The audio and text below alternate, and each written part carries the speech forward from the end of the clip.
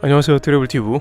오늘은 카를로스 곤, 한국이면 못 빠져나갔다, 난리난 일본 상황이라는 주제로 이야기해보겠습니다.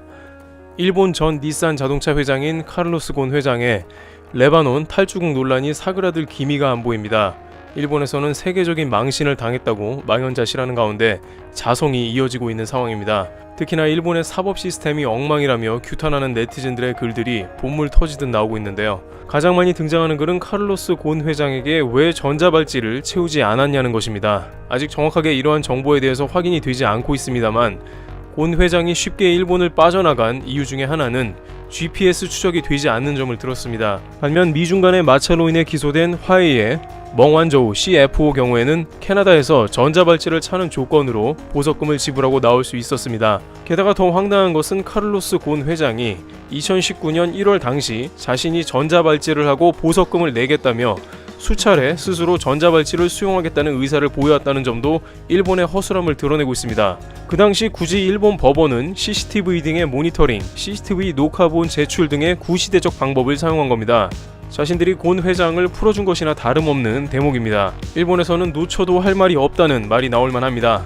한편으로는 검찰의 강압수사에 대해서도 전 근대적 수사 방식이라고 입을 모으고 있습니다.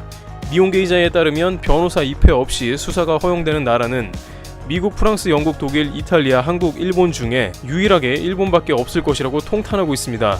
카를로스 곤 회장이 그간 수차례 일본의 강압수사 및 인권을 철저히 무시하는 상황이라고 토로해온 상황을 그대로 이야기해주고 있다는 것입니다.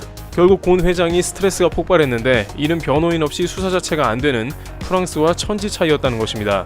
또한 이러는 와중에 일부 네티즌들은 일본의 출입국 시스템이 구식이라서 이러한 일이 생겼다고 지적합니다. 카를로스 곤 회장이 여권을 복수로 가지고 있었으며 변호인단에게 제출한 게 전부가 아닐 수도 있었다는 것입니다. 이것은 NHK 등 기타 방송에서도 예외적으로 카를로스 곤 회장이 복수의 여권을 지니고 있을 가능성도 언급했습니다.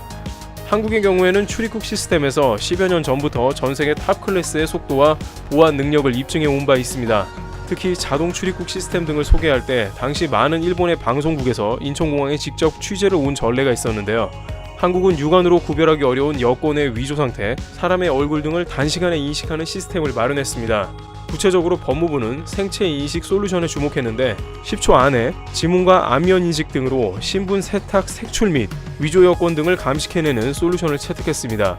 결국 이러한 평가가 반영되는 공항 순위에서 9년 연속으로 인천국제공항은 전세계 1위를 할 수 있었습니다. 만약 곤 회장이 한국에 있었다면 결정적으로 공항에서 걸려 들었을 수밖에 없었다는 결론이 나오게 되는 것입니다.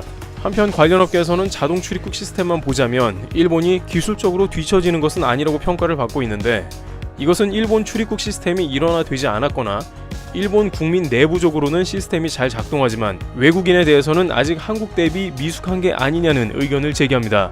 한편 일본 내부적으로도 비상입니다. 출입국 시스템이 뚫려버린 것은 국가의 안보와 직결되어 있는 사안인데 도쿄올림픽을 앞두고 큰 걱정거리가 생겼다며 정부 목표인 4천만 외국인이 온다면 누가 들어오고 나갈지 파악이 되냐는 것입니다. 이와 같이 현재 카를로스 곤 사태는 일본 사법부와 출입국 시스템의 근본 개혁까지 요구하는 큰 파장을 던져주고 있습니다. 트래블티브 여기서 마치겠습니다. 감사합니다.